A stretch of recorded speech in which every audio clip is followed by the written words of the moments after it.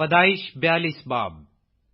اور یعقوب کو معلوم ہوا کہ مصر میں غلہ ہے، تب اس نے اپنے بیٹوں سے کہا کہ تم کیوں ایک دوسرے کا منہ تاکتے ہو؟ دیکھو، میں نے سنا ہے کہ مصر میں غلہ ہے، تم وہاں جاؤ اور وہاں سے ہمارے لیے اناج مول لے آؤ، تاکہ ہم زندہ رہیں اور ہلاک نہ ہوں۔ سو یوسف کے 10 بھائی غلہ مول لینے کو مصر میں آئے، پر یعقوب نے یوسف کے بھائی بنیامین کو اس کے بھائیوں کے ساتھ نہ بھیجا، کیونکہ اس نے کہا کہ کہیں اس پر کوئی آفت نہ آ جائے۔ سو جو لوگ غلہ خریدنے آئے ان کے ساتھ اسرائیل کے بیٹے بھی آئے، کیونکہ کنعان کے ملک میں کال تھا، اور یوسف ملک مصر کا حاکم تھا، اور وہی ملک کے سب لوگوں کے ہاتھ غلہ بیچتا تھا۔ سو یوسف کے بھائی آئے اور اپنے سر زمین پر ٹیک کر اس کے حضور آداب بجا لائے۔ یوسف اپنے بھائیوں کو دیکھ کر ان کو پہچان گیا، پر اس نے ان کے سامنے اپنے آپ کو انجان بنا لیا اور ان سے سخت لہجہ میں پوچھا، تم کہاں سے آئے ہو؟ انہوں نے کہا، کنعان کے ملک سے اناج مول لینے کو۔ یوسف نے تو اپنے بھائیوں کو پہچان لیا تھا، پر انہوں نے اسے نہ پہچانا، اور یوسف ان خوابوں کو جو اس نے ان کی بابت دیکھے تھے یاد کر کے ان سے کہنے لگا کہ تم جاسوس ہو، تم آئے ہو کہ اس ملک کی بری حالت دریافت کرو۔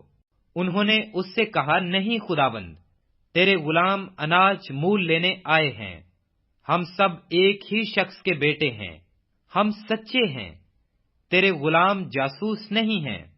اس نے کہا، نہیں، بلکہ تم اس ملک کی بری حالت دریافت کرنے کو آئے ہو۔ تب انہوں نے کہا، تیرے غلام 12 بھائی ایک ہی شخص کے بیٹے ہیں جو ملک کنعان میں ہے، سب سے چھوٹا اس وقت ہمارے باپ کے پاس ہے اور اس کا کچھ پتہ نہیں۔ تب یوسف نے ان سے کہا، میں تو تم سے کہہ چکا ہوں کہ تم جاسوس ہو، سو تمہاری آزمائش اس طرح کی جائے گی کہ فرعون کی حیات کی قسم تم یہاں سے جانے نہ پاؤ گے، جب تک تمہارا سب سے چھوٹا بھائی یہاں نہ آ جائے۔ سو اپنے میں سے کسی ایک کو بھیجو کہ وہ تمہارے بھائی کو لے آئے، اور تم قید رہو، تاکہ تمہاری باتوں کی تصدیق ہو کہ تم سچے ہو یا نہیں، ورنہ فرعون کی حیات کی قسم تم ضرور ہی جاسوس ہو۔ اور اس نے ان سب کو 3 دن تک اکٹھے نظر بند رکھا، اور تیسرے دن یوسف نے ان سے کہا، ایک کام کرو تو زندہ رہو گے، کیونکہ مجھے خدا کا خوف ہے۔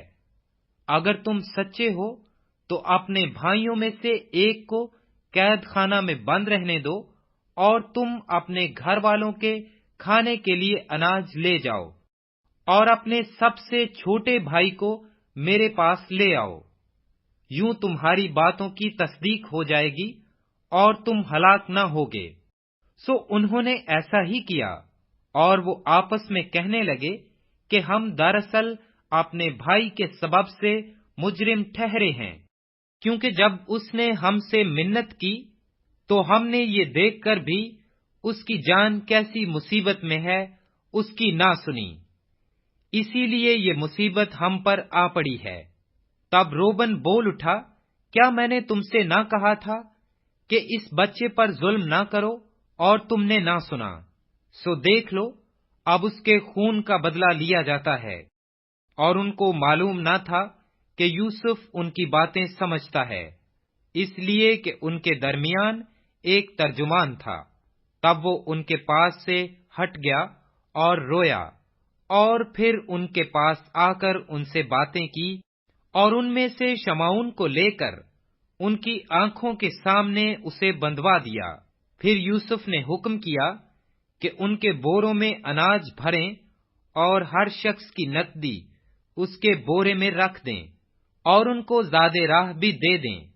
چنانچہ ان کے لیے ایسا ہی کیا گیا، اور انہوں نے اپنے گدھوں پر غلہ لاد لیا اور وہاں سے روانہ ہوئے۔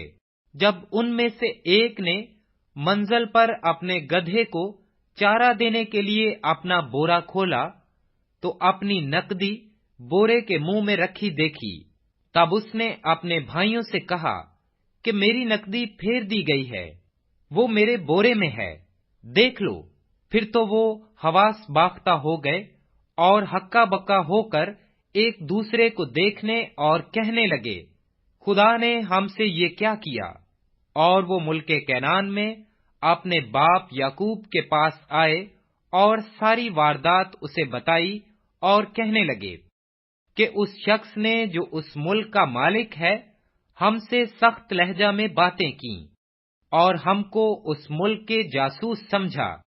ہم نے اس سے کہا کہ ہم سچے آدمی ہیں، ہم جاسوس نہیں، ہم 12 بھائی ایک ہی باپ کے بیٹے ہیں، ہم میں سے ایک کا کچھ پتہ نہیں، اور سب سے چھوٹا اس وقت ہمارے باپ کے پاس ملک کنعان میں ہے۔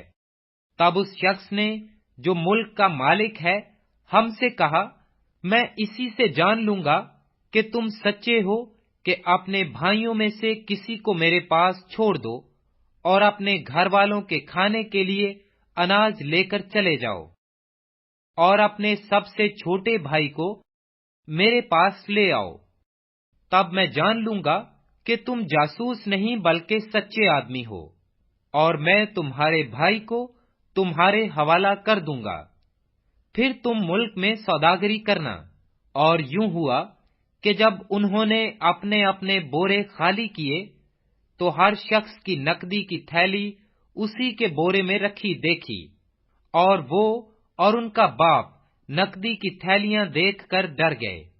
اور ان کے باپ یعقوب نے ان سے کہا، تم نے مجھے بے اولاد کر دیا، یوسف نہیں رہا اور شمعون بھی نہیں ہے، اور اب بنیامین کو بھی لے جانا چاہتے ہو، یہ سب باتیں میرے خلاف ہیں۔ تب روبن نے اپنے باپ سے کہا، اگر میں اسے تیرے پاس نہ لے آؤں تو میرے دونوں بیٹوں کو قتل کر ڈالنا، اسے میرے ہاتھ میں سونپ دے اور میں اسے پھر تیرے پاس پہنچا دوں گا۔ اس نے کہا، میرا بیٹا تمہارے ساتھ نہیں جائے گا، کیونکہ اس کا بھائی مر گیا اور وہ اکیلا رہ گیا ہے۔ اگر راستہ میں جاتے جاتے اس پر کوئی آفت آ پڑے تو تم میرے سفید بالوں کو غم کے ساتھ گور میں اتارو گے۔